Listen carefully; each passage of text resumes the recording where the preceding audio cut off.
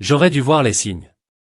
Avec le recul, tout cela était si évident, les très longs appels téléphoniques qu'Olivia recevait toujours dans l'autre pièce, les murmures feutrés entre elle et ses deux meilleures amies, Maya et Rachel. Même la façon dont ils ont insisté pour planifier eux-mêmes ce voyage, affirmant qu'ils voulaient me surprendre avec une escapade sans stress. Je pensais que c'était de l'amour. Il s'avère que c'était une embuscade. Nous étions dans ce paradis tropical depuis 5 jours, profitant du soleil, dégustant des repas 5 étoiles et créant des souvenirs, du moins c'est ce que je pensais. C'était le genre de vacances dont les gens rêvent, et j'ai baissé ma garde, pensant que c'était la récompense de tout mon travail acharné. Lors de notre dernière nuit, Olivia nous a suggéré d'aller prendre un verre dans un salon privé. Ils avaient trouvé que c'était un peu hors des sentiers battus, à l'écart des lieux touristiques très fréquentés. Elle avait souri si gentiment quand elle m'avait demandé d'y aller, ses doigts traçant le bord de son verre à cocktail, en disant « Faisons de cette soirée un moment spécial ». J'étais aveugle au venom derrière ses paroles. Le salon avait cet éclairage tamisé et intime, du genre qui rendait tout surréaliste. Nous nous sommes assis dans un coin bousse, ma femme d'un côté, ses deux meilleurs amis en face de nous. Ils riaient, sirotaient leur boisson, se penchaient l'un contre l'autre comme des écolières avec un secret. J'aurais dû faire attention quand Maya continuait à remplir mon verre, ses yeux se dirigeant vers Olivia comme s'ils attendaient quelque chose.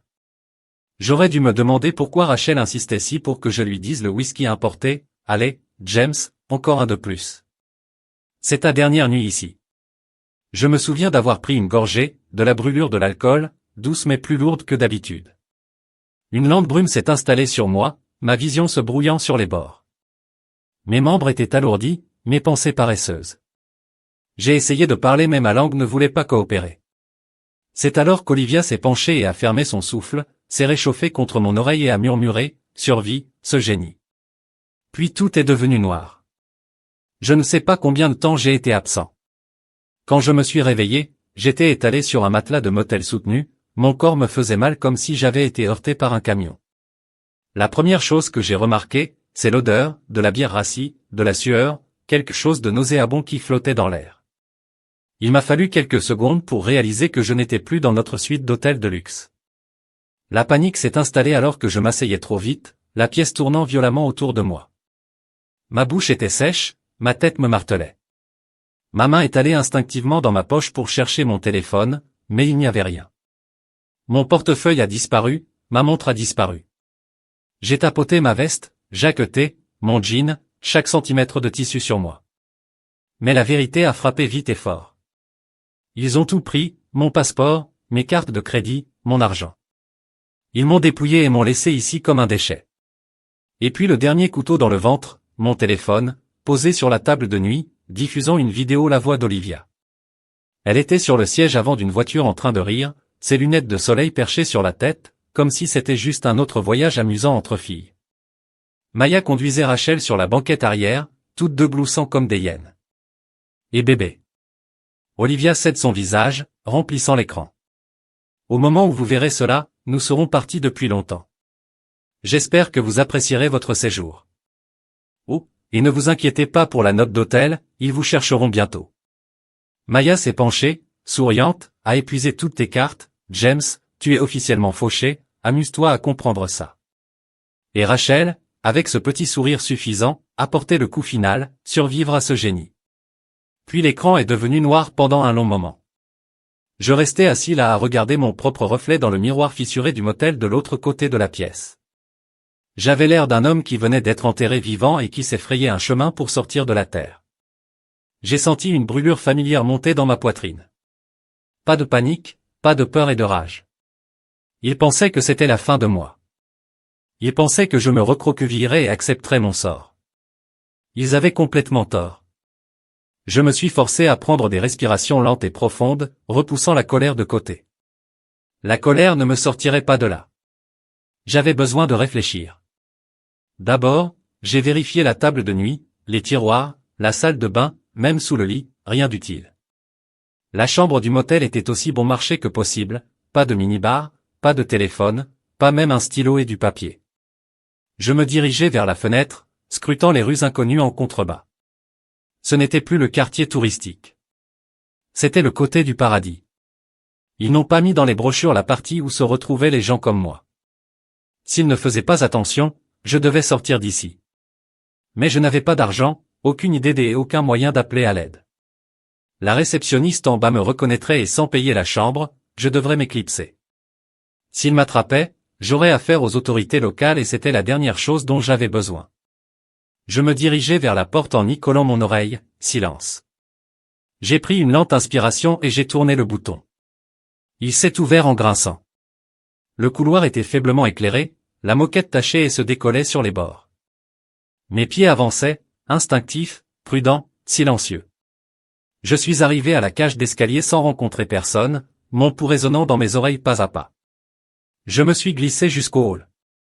Le réceptionniste était un homme plus âgé, à moitié endormi derrière le bureau, une petite radio diffusant une musique douce et rauque. Une seule caméra de sécurité était suspendue au-dessus de lui, sa lumière rouge clignotante. Je ne pouvais pas me permettre d'être vu. Ma seule option était de le chronométrer parfaitement. J'ai attendu qu'un invité entre, distrayant la réceptionniste, juste assez pour me faufiler devant le bureau et sortir par la porte d'entrée. L'air chaud de la nuit m'a frappé comme une gifle, mais je n'ai pas arrêté de bouger. J'ai marché vite, tête baissée, me fondant dans la foule. Je n'avais ni argent, ni téléphone, ni projet, mais j'avais une chose, une raison de me battre. Ils pensaient avoir gagné. Ils n'avaient aucune idée de ce qui les attendait. J'ai marché pendant ce qui me semblait être des kilomètres, mon corps avançait, pur instinct, tandis que mon esprit était sous le choc de la trahison. Olivia, Maya et Rachel m'avaient joué. Comme un imbécile, me mettant à nu dans un pays étranger sans bouée de sauvetage, sans issue. L'air chaud de la nuit aurait dû être réconfortant, mais chaque rue inconnue, chaque visage que je croisais ne faisait que me rappeler à quel point j'étais vraiment perdu. J'avais besoin d'un plan dont j'avais besoin pour survivre. Le problème était que survivre n'était pas facile quand on n'avait rien, pas un dollar à son actif, pas même le luxe de passer un seul coup de téléphone et, pire encore, je n'avais aucune idée d'où j'étais. Je me suis arrêté au coin d'une rue animée, la lueur des enseignes au néon vacillant sur le trottoir. La ville palpitait autour de moi, les motos se faufilaient entre les voitures qui klaxonnaient, les vendeurs criaient leurs dernières affaires avant de fermer pour la nuit, des groupes de personnes riaient en sortant des bars en trébuchant, tout un monde qui avançait, complètement indifférent au fait que toute ma vie venait de basculer. Je baissais les yeux sur moi-même, mon bouton froissé maintenant humide de sueur, mes chaussures abîmées et raflées par la marche interminable. La réalisation a été difficile. Je ne ressemblais pas seulement à un homme qui avait été volé. J'avais l'air de ne pas avoir ma place, et dans un endroit comme celui-ci, cela faisait de moi une cible. J'ai attrapé quelques marches persistantes, 2 hommes fumant près d'un chariot de nourriture, une femme assise sur un banc qui me regardait trop longtemps. Je ne savais pas s'ils voyaient un touriste désespéré ou un marque facile, mais je ne pouvais pas me permettre de rester dans les parages et de le découvrir. J'ai emprunté une rue plus calme, l'esprit en ébullition. Je devais trouver un moyen de retourner aux États-Unis. Cela signifiait trouver de l'aide. Mais qui, censé, aiderait un étranger sans le sou et sans preuve d'identité? Puis une idée est venue. J'étais déjà venu ici, pas dans ce pays précis, mais dans des situations où je devais me fier à mon instinct, où je devais penser comme un homme sans filet de sécurité. Avant de créer mon entreprise, avant le succès, j'avais passé des années dans l'armée, des années qui m'ont appris à survivre sous pression. J'avais été entraîné à m'adapter, à réfléchir vite. Olivia et ses amis pensaient m'avoir laissé impuissant, mais ils m'ont sous-estimé. Je n'allais pas demander de l'aide, j'allais la mériter. Trouver la première étape. J'ai continué à rechercher des opportunités. Les hôtels étaient hors de question. Ils exigeraient un paiement à l'avance à la police. Pire encore, sans pièce d'identité, je pourrais me retrouver enfermé dans une cellule de détention jusqu'à ce que quelqu'un décide quoi faire de moi. Cela ne laissait qu'une seule option, les rues. J'ai repéré un homme vendant des souvenirs près d'une rangée de bars en plein air. Son stand rempli de colliers artisanaux, de figurines en bois sculpté et de tissus colorés. Il avait l'air épuisé, les yeux baissés, alors qu'il arrangeait paresseusement son présentoir. Une idée s'est formée dans ma tête, je me suis approché de lui en gardant mes mains visibles. La dernière chose que je voulais, c'était qu'il pense que j'étais un voleur. « As-tu besoin d'aide pour fermer ?» ai-je demandé dans un anglais prudent et délibéré. Il m'a regardé en fronçant les sourcils, « Tu achètes quelque chose ?» J'ai secoué la tête, « Pas d'argent, mais je peux t'aider à faire tes valises pour la nuit. » Son froncement de sourcils s'est approfondi, puis ses yeux se sont tournés vers le groupe d'ivrognes qui riait près de son stand des touristes, des distractions faciles pour les pickpockets. Il soupira et fit un signe de tête en direction d'une pile de tissus pliés. Mettez-les dans le sac. Je me suis déplacé rapidement, pliant et emballant tandis qu'il fermait le support. Ce n'était pas grand-chose, mais c'était quelque chose, le signe que je n'étais pas qu'un imbécile perdu errant dans les rues. Quand nous avons fini, il m'a lancé un coup d'œil, « Tu travailles ?» J'ai hoché la tête. « J'ai besoin de travail. » Il hésita, puis sortit une poignée de petits billets, à peine suffisants pour un repas. Mais c'était quelque chose. « Reviens demain, j'ai peut-être encore besoin d'aide. » J'ai pris l'argent avec un signe de tête de remerciement. Scrutant déjà la rue à la recherche de mon prochain déménagement, de la nourriture, un abri et un plan, avec quelques dollars en poche, j'ai trouvé un petit vendeur ambulant vendant du riz et du poulet grillé, me remettant juste assez pour une seule portion. J'ai mangé lentement, mon esprit se précipitant vers mes prochaines étapes. Le logement était le plus gros problème. J'avais besoin d'un endroit sûr, quelque part. Je ne me réveillerais pas pour me retrouver volé à nouveau. En me promenant, j'ai repéré une vieille église à la limite du quartier, ses portes ouvertes au public. Les églises, je me souviens de mes voyages, permettaient souvent aux gens de dormir à l'intérieur, en particulier à ceux qui n'avaient pas de chance. Je suis entré, l'odeur du vieux bois et des bougies allumées me saluait. Quelques personnes étaient assises éparpillées sur les bancs, certaines perdues en prière, d'autres se reposant simplement. J'ai trouvé un coin tranquille près de l'arrière et je me suis assis, l'épuisement m'envahissant. J'avais survécu à la première nuit, mais ce n'était pas une matinée de choix difficile. À l'aube, j'étais déjà debout, mes muscles endoloris à force de dormir contre les quelques planches de bois. La ville était différente au petit matin, plus calme mais tout aussi animée. Les vendeurs s'installaient pour la journée, les ouvriers se précipitaient vers leur travail et pour la première fois depuis mon réveil dans ce motel, j'ai ressenti un sentiment de clarté. Je ne pouvais pas rester dans ce cycle de peine à m'en sortir. J'avais besoin d'une vraie aide, et vite. J'avais une piste, une vieille connaissance d'affaires, Victor, qui m'avait mentionné avoir des contacts dans ce pays. Nous n'étions pas proches, mais je savais par où commencer à chercher. Le seul problème, trouver Victor, avoir accès à un téléphone et un moyen de l'appeler, et cela impliquait de trouver un autre moyen de gagner de l'argent rapidement. Le premier pas vers la maison, à midi, j'étais de retour dans la rue pour offrir mon aide partout où je pouvais, décharger des livraisons, déplacer des meubles pour un petit magasin et même balayer devant un café. Ce n'était pas grand-chose, mais dans l'après-midi, j'avais de quoi payer une courte séance dans un cybercafé. Je me suis connecté à un ancien compte de messagerie et j'ai recherché parmi mes anciens contacts, recherchant le dernier message de Victor. Mon cœur battait à tout rompre lorsque je trouvais son numéro. Prenant une profonde inspiration, j'ai emprunté quelques pièces supplémentaires sur mes gains et j'ai composé le numéro. Ça a sonné. Et puis Jacques. La voix de Victor était prudente. Confuse. J'expirai brusquement, « Victor, j'ai besoin de ton aide. » Le jeu était sur le point de changer. Je n'étais pas encore tiré d'affaire, mais j'avais fait le premier pas, et Olivia et ses amis ne se doutaient pas que leur petit jeu était sur le point de prendre une tournure très, très sombre. Le silence de Victor à l'autre bout du fil s'est prolongé un instant plus longtemps que je ne l'aurais souhaité. J'entendais de faibles sons en arrière-plan, des voix, le cliquetis d'un clavier, des éclats de rire occasionnels. Il était dans un bureau, ce qui signifiait que je l'avais surpris pendant les heures de travail. Bien, ça signifiait qu'il ne serait pas capable de trouver des excuses ou de m'écarter, James. Sa voix résonna à nouveau, cette fois mêlée d'une incrédulité prudente. Mec, je n'ai pas eu de tes nouvelles depuis des années. D'où diable appelles-tu? J'ai avalé le goût amer dans ma bouche, en serrant un peu plus fort le téléphone de The Borrowed. J'ai des ennuis, Vic. Je suis bloqué dans votre pays sans argent, sans passeport et sans issue. J'ai besoin de votre aide. Une inspiration brusque. Putain, qu'est-ce qui s'est passé? J'ai hésité. J'aurais pu me lancer dans une trahison totale, lui parler d'Olivia et de ses amis intrigants, de la façon dont il m'avait laissé droguer et voler dans un motel. Mais la vérité était que je n'avais pas le temps d'avoir pitié. Ce dont j'avais besoin, c'était d'une solution. Longue histoire, dis-je à la place. Mais j'ai besoin d'un moyen de retourner à Sainte. Avez-vous toujours ces relations au consulat?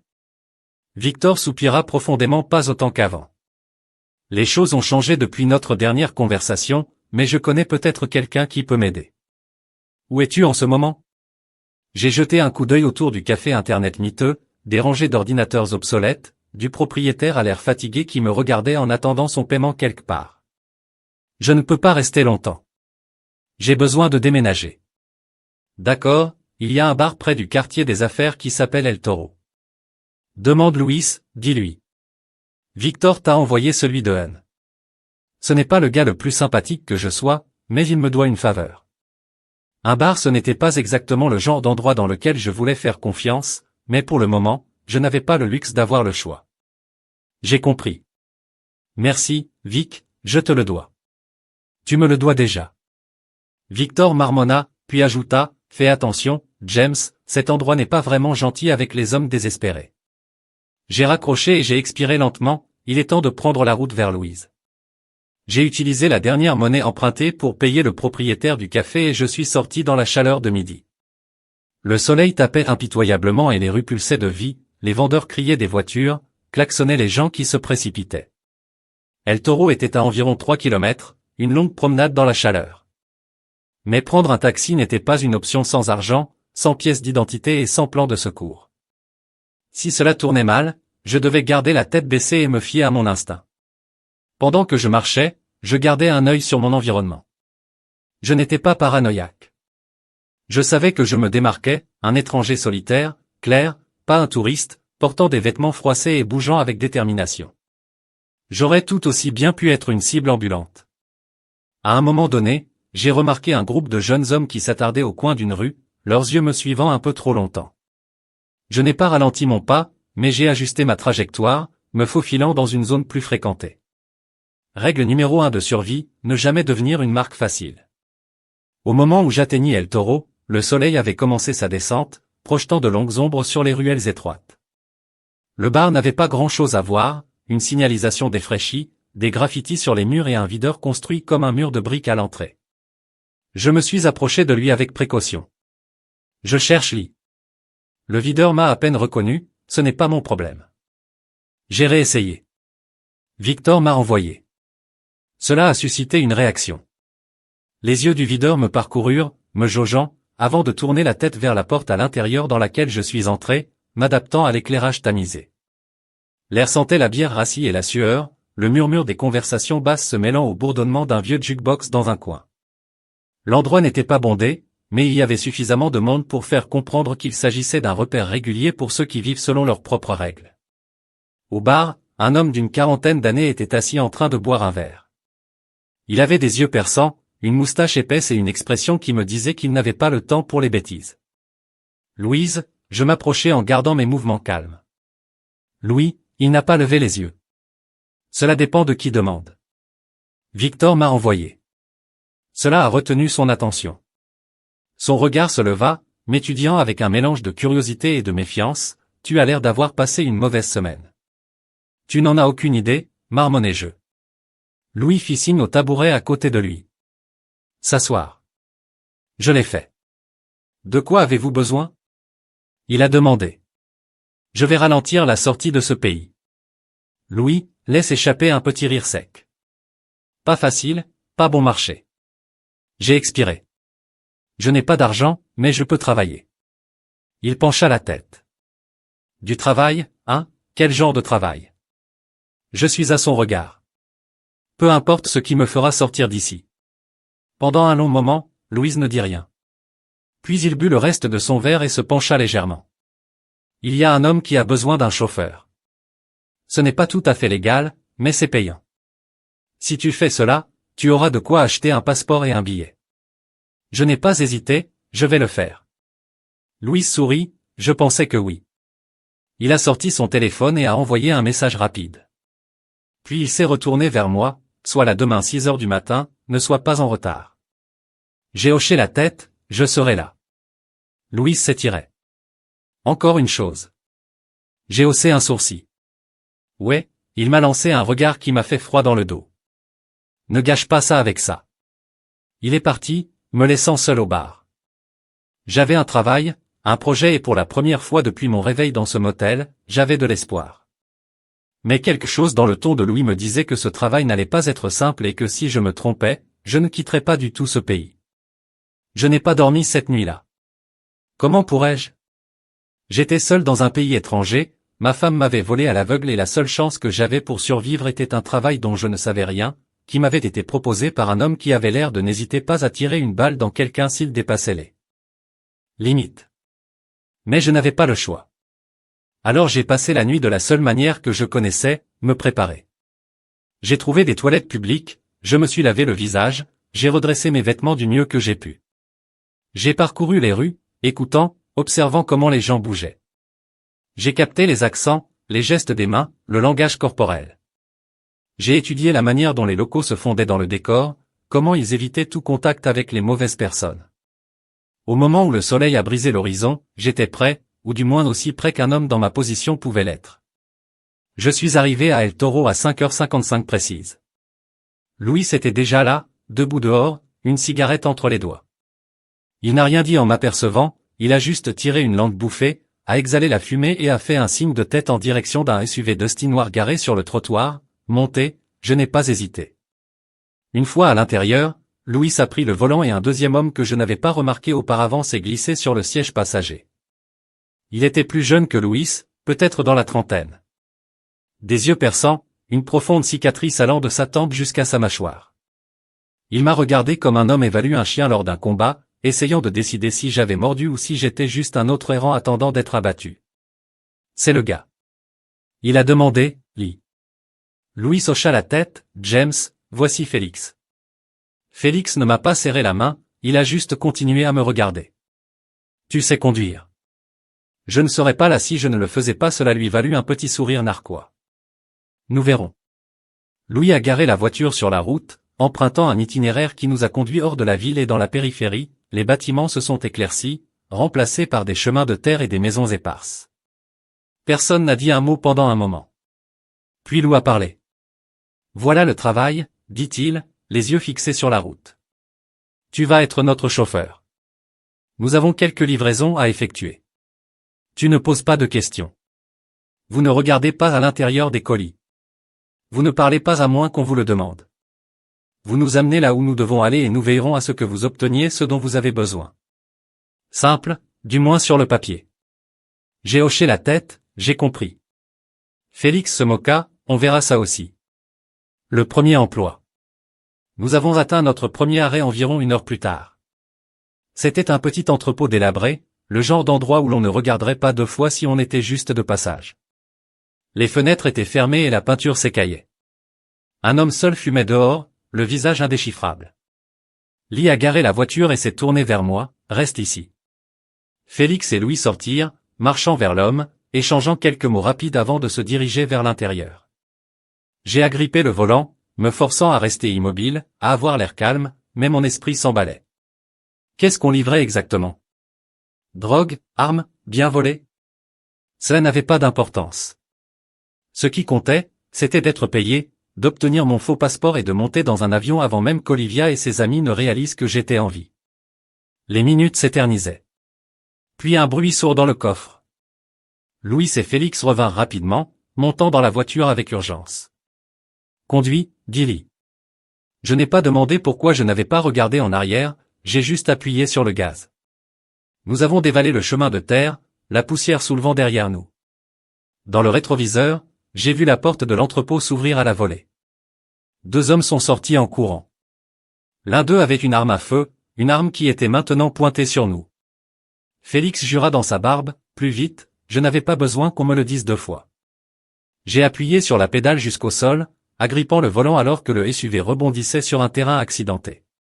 Puis, bang, un coup de feu retentit. 1 seconde plus tard, le pare-brise arrière s'est brisé.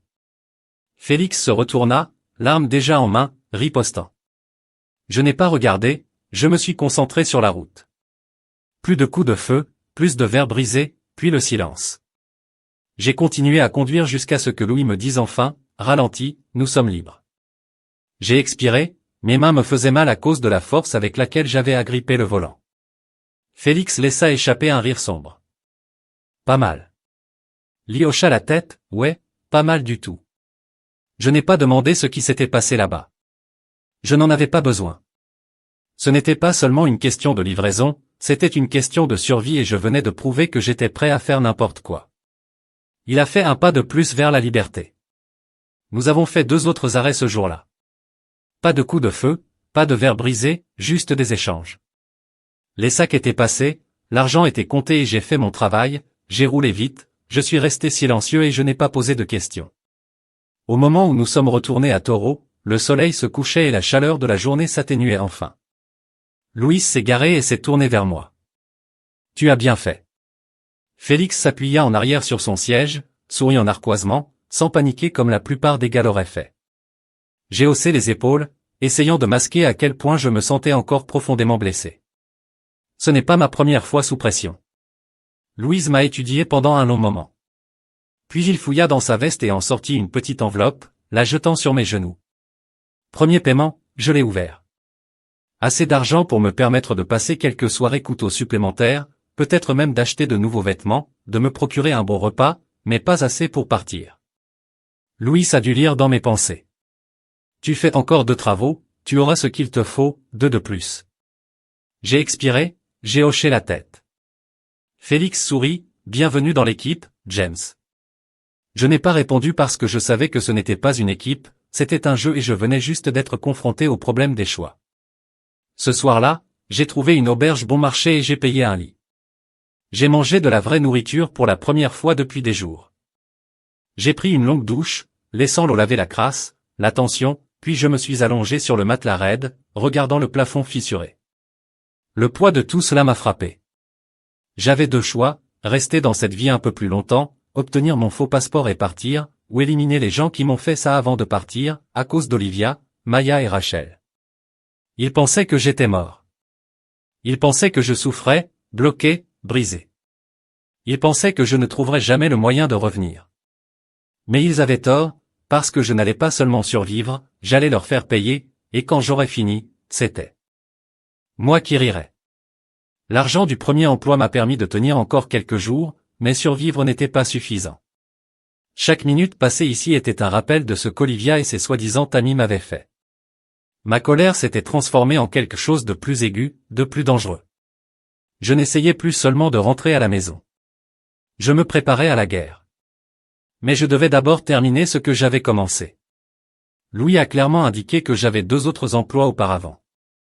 J'en aurais assez pour mon faux passeport, mon port et un billet de sortie. Si c'était le prix de la liberté, je le paierais. Le deuxième travail, un test de fidélité. Je suis arrivé à El Toro avant l'aube, comme avant, Louise attendait sur le trottoir, une cigarette fraîche entre les doigts. Cette fois, Félix n'était pas avec lui. « Où est ton chien de garde ?» ai-je demandé. Louise sourit. Félix n'aime pas être réveillé tôt, mais toi, tu as l'air de ne pas avoir dormi du tout. Il n'avait pas tort. Le sommeil était une réflexion secondaire depuis le moment où je me réveillais, abandonné dans ce motel. Finissons, marmonnai-je. Louis hocha la tête, jeta sa cigarette et monta dans le SUV. J'ai suivi le poids de l'arme rangée dans la boîte à gants, me sentant soudain plus lourde qu'avant. Nous avons roulé en silence jusqu'à Miles, la ville rétrécissant derrière nous. Plus nous avancions, plus les routes devenaient difficiles. Finalement, nous nous sommes arrêtés sur une petite piste d'atterrissage. Un seul avion était stationné au milieu de la piste, le genre d'avion utilisé pour le transport de fret privé. Un groupe d'hommes se tenait à proximité, engagé dans une conversation trop loin pour que je puisse l'entendre. Louis a coupé le moteur. Celui-ci est différent, dit-il en se tournant vers moi, plus grosse affaire, plus gros risque. Tu te trompes ici.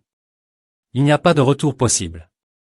J'ai regardé les hommes près de l'avion, mon instinct me disant déjà ce qu'il ne disait pas, il ne s'agit pas seulement de conduire, n'est-ce pas? Louis secoua la tête. Non, aujourd'hui, tu es mon assurance. Il fouilla dans la boîte à gants, en sortit un pistolet et le posa sur le tableau de bord. En avez-vous déjà utilisé un auparavant? Je n'ai pas répondu tout de suite. J'avais été militaire, j'avais manipulé des armes, mais je n'étais pas le genre d'homme à recourir à la violence sans raison. Mais à ce moment-là, mes raisons s'accumulaient rapidement, alors j'ai pris l'arme et vérifié que le chargeur était plein. J'ai fait le tour et j'ai regardé Lee. Quel est le travail? Lee sourit. C'est ce que j'aime chez toi, James, tu ne poses pas de questions stupides. Une affaire qui a mal tourné. Nous sommes sortis de la voiture. Louis m'a conduit vers le groupe près de l'avion. Son attitude est devenue quelque chose de décontracté, presque paresseux, comme si c'était juste un autre jour de travail. Le responsable était Eduardo, un type trapu au crâne rasé et aux yeux perçants. Il était flanqué de 2 hommes, tous 2 armés, qui nous surveillaient de près. Liz et Eduardo ont échangé des plaisanteries, mais je n'écoutais pas, je me concentrais sur le langage corporel. Quelque chose n'allait pas, Eduardo était tendu. Ces hommes déplaçaient trop leur poids, leurs mains tremblaient près de leurs armes. Louis a dû le remarquer aussi, car sa voix a baissé d'1 octave. Vous avez le paiement. Eduardo sourit, mais cela n'atteignit pas ses yeux. J'ai senti le changement. Avant que cela n'arrive, les hommes d'Eduardo ont pris leurs armes. Louis était plus rapide. Il a sorti sa propre arme et avant que je puisse réagir, l'air s'est rempli du bruit assourdissant des coups de feu. Je me suis caché derrière une pile de caisses, le cœur battant. Louis avait lâché instantanément l'un des hommes d'Eduardo, mais l'autre ripostait déjà. J'ai inspiré, bré, je me suis forcé à bouger et j'ai tiré 2 fois, le deuxième homme s'est effondré. Eduardo s'est retourné pour courir, mais Louis était sur lui, l'attrapant par le col et le projetant contre l'avion. Tu essaies de me piéger? Siffla Lee, pressant son arme contre la mâchoire d'Eduardo. Eduardo toussa, les mains levées. Ce n'était pas mon idée. Quelqu'un m'a payé pour t'emmener dehors. Louis, les yeux plissés, qui? Eduardo hésita. Lee a retiré la sécurité. Eduardo paniqué, une Américaine. Elle a dit, tu aidais un homme qui ne devrait pas être ici. Mon sang s'est glacé. Une femme américaine. Ce devait être Olivia. Louise a dû aussi rassembler les morceaux, car son regard s'est tourné vers moi, son sourire narquois est revenu, eh bien, James, on dirait que quelqu'un te cherche. Après tous ces changements de priorité, Eduardo n'est pas sorti vivant de cette piste d'atterrissage. Louis n'en a pas dit un mot. Moi non plus.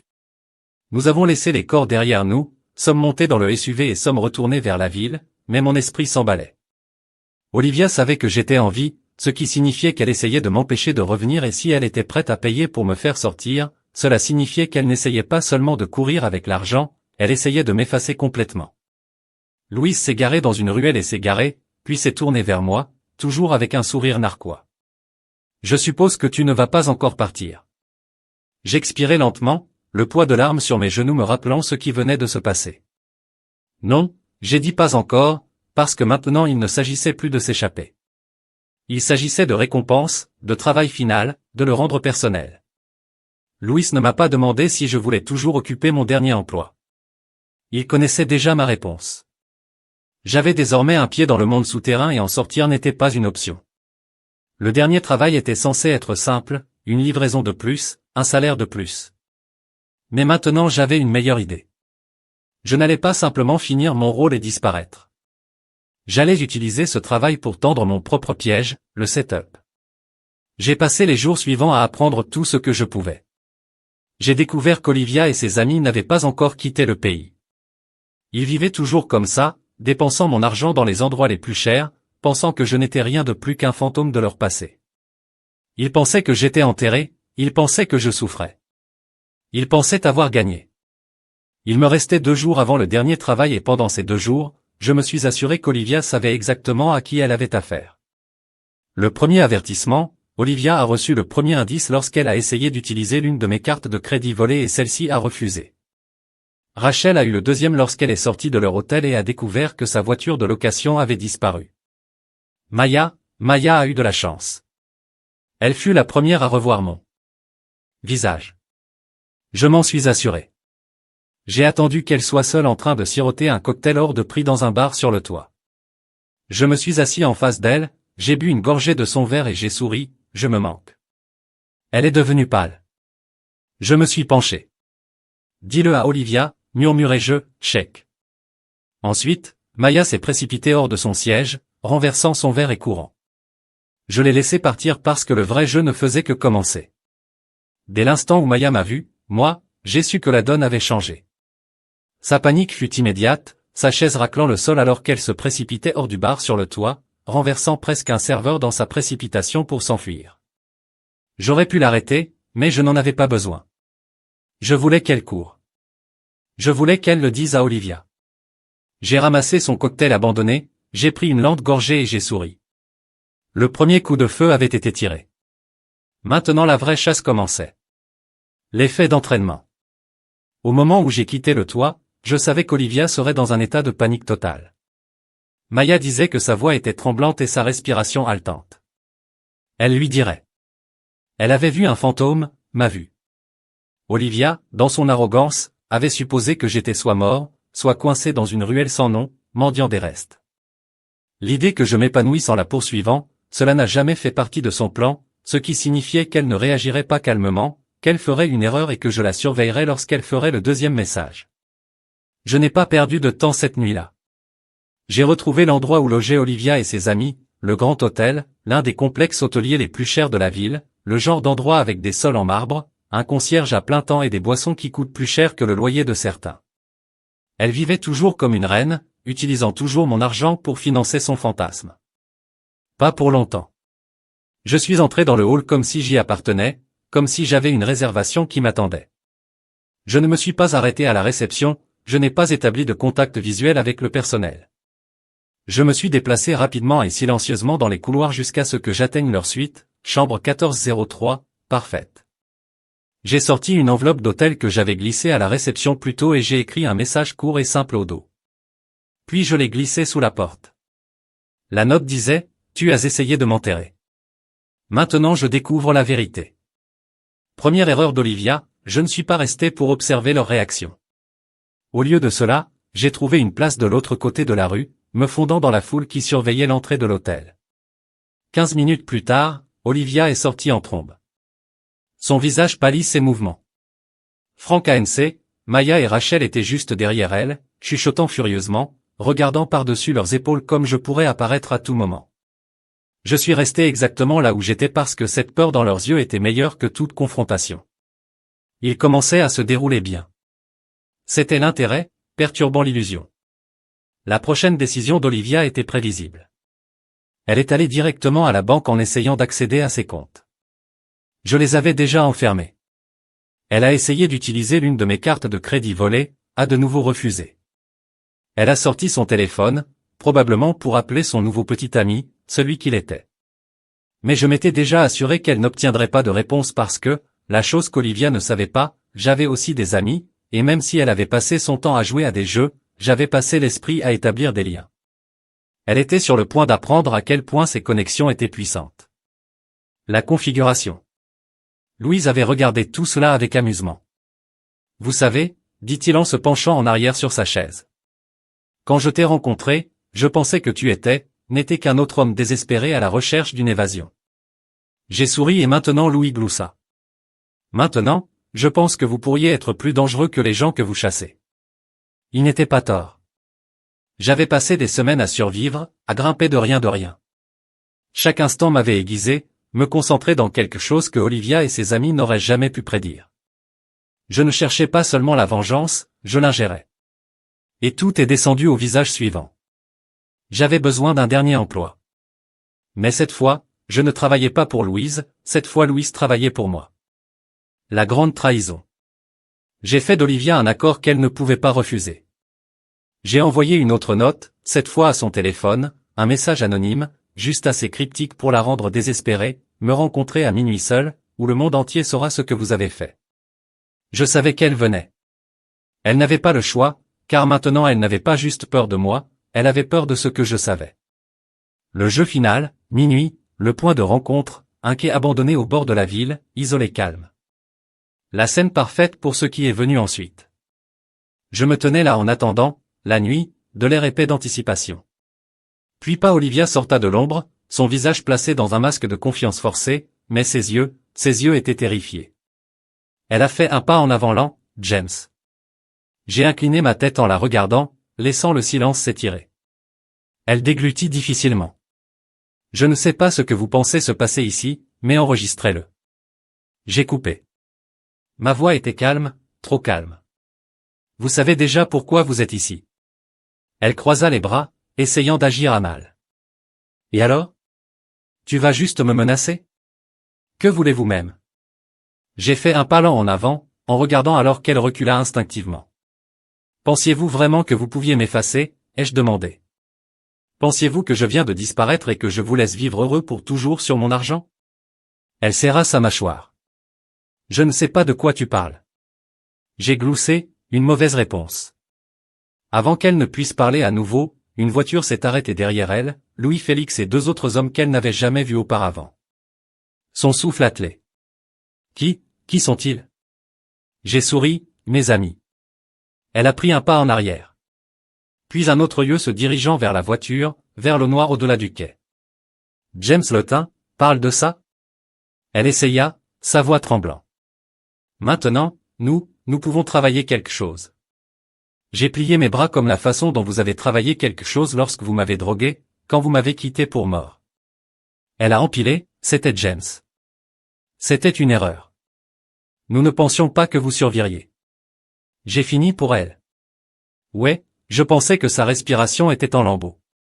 Maintenant, je laisse le silence pendre entre nous. Laissez-la ressentir le poids de tout ce qu'elle avait fait. Puis j'ai sorti mon téléphone. J'ai tout ce que j'ai dit tranquillement, preuve de ce que vous avez fait, la fraude, le vol, le coup que vous avez essayé de me mettre. Ses lèvres se séparèrent, James. Je lui ai montré l'écran, une vidéo, la confession de Maya, la confession de R, les enregistrements des transactions bancaires la liant à chaque crime. Elle avait fini. Ses genoux se sont presque bouclés. Oh mon Dieu! Je me suis rapproché. Vous n'avez pas un moyen de sortir de cela, Olivia. Elle tremblait maintenant, désespérée. Quoi, que voulez-vous? Murmura-t-elle. Je me suis penché assez près pour qu'elle puisse entendre chaque mot. Je veux que vous ressentiez ce que je ressentais. Elle a pris un souffle tremblant et si je refuse, j'ai souri, alors vous passerez le reste de votre vie à courir le dernier rire. En fin de compte, Olivia a fait le seul choix qu'elle pouvait. Elle a tout transféré, chaque parfum, à moi. Elle a signé une confession puis elle a disparu. Peut-être qu'elle pensait qu'elle s'échappait, peut-être qu'elle pensait qu'elle pourrait recommencer dans un endroit nouveau. Mais je n'étais pas inquiet parce que peu importe où elle allait, je serais toujours une longueur d'avance, et c'était le vrai rire. J'ai regardé Olivia signer sa confession avec des mains tremblantes, ses doigts saisissant à peine le stylo. La femme autrefois confiante et suffisante qui avait ri en m'abandonnant dans un pays étranger était maintenant une ombre pâle d'elle-même, son souffle peu profond, sa peau moite sous le clair de lune. Je laisse le silence s'étirer en finissant, la regardant. Chaque mouvement effectué, chuchota-t-elle, glissant le papier vers moi. Je l'ai ramassé, j'ai lu chaque mot et j'ai souri. Elle avait avoué tout, la fraude, le vol, même la tentative de me faire sciller. Ses propres mots, sa propre écriture, vous savez, dis-je, en pliant soigneusement le papier et en le glissant dans ma poche. Je m'attendais à plus de combats. Elle déglutit difficilement. Que voulez-vous maintenant? J'ai pris mon temps avant de répondre, jetant un coup d'œil à Louise et Félix qui se tenaient à quelques pas en regardant tout se dérouler. Ils attendaient mon prochain déménagement. Olivia aussi. La vérité était que j'avais déjà gagné. J'avais l'argent, j'ai eu la confession. J'avais détruit la vie qu'elle pensait pouvoir construire de mon dos. Mais je voulais une dernière chose. Je voulais qu'elle se souvienne de ce moment pour le reste de sa vie. Je me rapprochais, me penchant pour qu'elle puisse entendre chaque syllabe.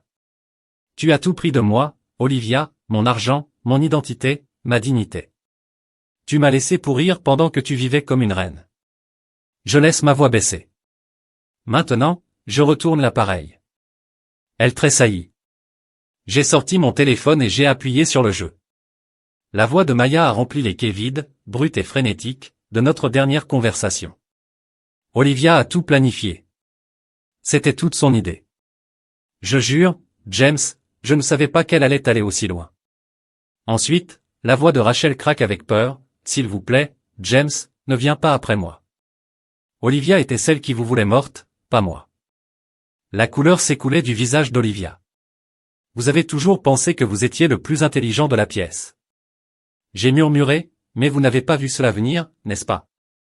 Elle secoua la tête, les yeux se dirigeant vers la voiture d'attente. James, s'il vous plaît, je l'ai ignoré.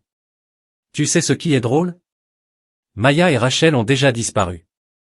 Ils ont couru au moment où ils ont réalisé que j'étais en vie, vous ont laissé derrière vous, tout comme vous m'avez quitté. Ses lèvres tremblaient, où sont-ils? J'ai gloussé, Est-ce que ça compte? Parce que la vérité était que je n'avais pas besoin de les poursuivre. Ils s'étaient déjà détruits. Maya a été vue pour la dernière fois essayant de réserver un vol sous un faux nom, désespérée de disparaître. Avant que les autorités la rattrapent, Rachel avait fui l'hôtel en larmes, sa vie en ruine, mais Olivia, elle était toujours là et maintenant elle était seule. Je me suis tourné vers Louis, emmenez-la à l'aéroport. Louis haussa un sourcil et si elle court, je souris, elle ne le fera pas. Olivia savait qu'il n'y avait pas d'évasion. Elle quitterait ce pays en disgrâce, cassée, impuissante et portait le poids de sa propre trahison. C'était pire que toute vengeance. J'aurais pu imaginer. C'était la justice, un nouveau départ. Le matin, Olivia était sur un vol à sens unique vers les États-Unis, escortée par des gens qui s'assureraient qu'elle ne disparaissait pas. À midi, mon faux passeport était entre mes mains. Au coucher du soleil, j'étais moi-même à l'aéroport, marchant à travers la sécurité avec une confiance silencieuse et régulière que j'avais faite. Je rentrais chez moi. Alors que j'étais assis dans le terminal en attendant mon vol, j'ai sorti mon téléphone une dernière fois et j'ai fait défiler mes messages. J'ai trouvé le numéro d'Olivia. Le dernier message qu'elle m'a jamais envoyé, celui dont elle avait ri en partant, était toujours assis là. Survivre, ce génie. Je l'ai regardé pendant un long moment. Ensuite, j'ai tapé ma réponse pourquoi je l'ai fait. J'avais envoyé et, comme mon vol était appelé, je me suis dirigé vers mon avenir, laissant Olivia et tout ce qu'elle avait fait loin derrière. Mais je savais au fond qu'elle n'échapperait jamais à ce qu'elle avait fait et que c'était le vrai rire. Je suis descendu de l'avion, inhalant l'air croustillant de la maison. Pendant des semaines, j'avais été piégé dans un pays étranger, dépouillé de tout, obligé de me reculer de la tombe. Olivia avait creusé pour moi. Mais maintenant, je me tenais ici dans mon pays, dans ma vie. Seulement ce n'était plus la même vie. Tout avait changé. Je n'étais pas le même homme qui avait bordé un vol avec sa femme en pensant qu'il partait en vacances relaxantes. Cet homme avait été naïf. Cet homme avait fait confiance trop facilement. Cet homme était mort seul dans un motel bon marché et abandonné. L'homme qui est revenu. Il était autre chose. Mais ce n'était pas fini. Pas encore, j'avais récupéré mon argent. J'avais forcé Olivia à avouer que j'avais ruiné l'illusion dans laquelle elle pensait pouvoir vivre. Mais il y avait encore une dernière chose que je devais faire, et pour cela je devais la trouver. La chasse recommence. Je savais qu'Olivia ne retournerait pas chez nous. Ce serait trop évident, trop prévisible. Non, elle courrait, elle se cacherait, elle essaierait de recommencer dans un endroit nouveau. Mais le problème avec la course à pied, cela ne fonctionne que si personne ne vous poursuit, et Olivia avait quitté un sentier. Pendant que je survivais à l'étranger, j'avais établi des liens, certains légaux, d'autres pas tant, et l'une de ces connexions avait été plus qu'heureuse de creuser dans les mouvements d'Olivia au moment où elle a atterri aux États-Unis. Cela n'a pas pris de temps, une transaction hôtelière marquée, un retrait en espèces, une location de voiture, sous un nom différent, mais avec ses empreintes digitales partout. Olivia avait fait une erreur et maintenant je lui ai eu une visite surprise. L'adresse m'a conduit à un petit complexe d'appartements à la bordure de la ville.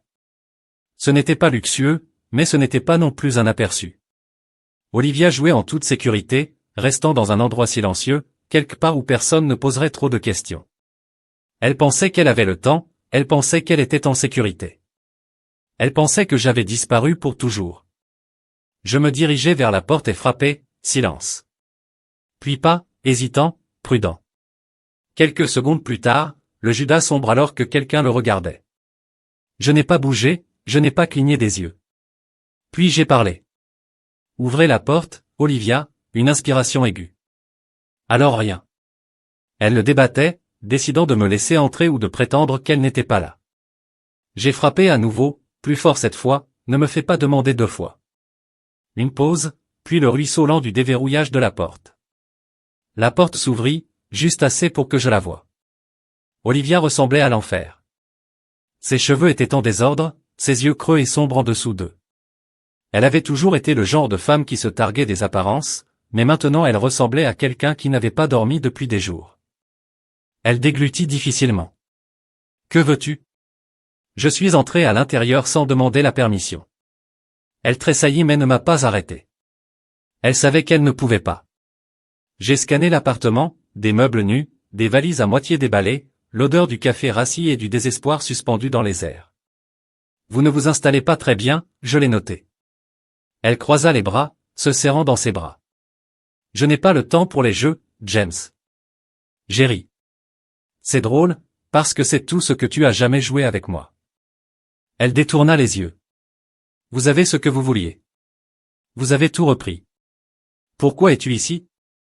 Je l'ai étudié pendant un long moment, puis j'ai atteint ma poche. J'ai retiré la confession qu'elle avait écrite sur les quais. Son souffle attelé. Je ne l'ai jamais retourné.